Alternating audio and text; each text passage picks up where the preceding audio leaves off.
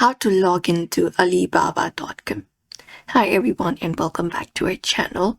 In today's video, we are providing you with a step-by-step tutorial that we can follow up to check it out. So let's just dive right into the video and get started. We can start by opening up a browser, Chrome, Safari or any else. And what we can do is we can go to Alibaba.com and hit enter. And we should be taken to their site, which is this one right here.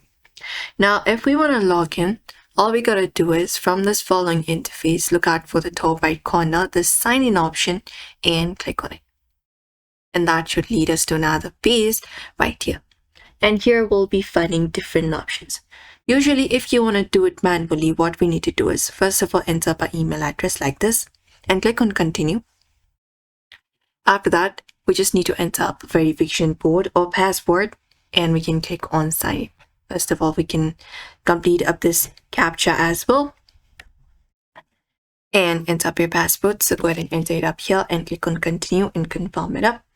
And if you've forgotten your password, you can click on this option called forgot password and you can follow the steps for email or phone verification. And that way you should be able to log in.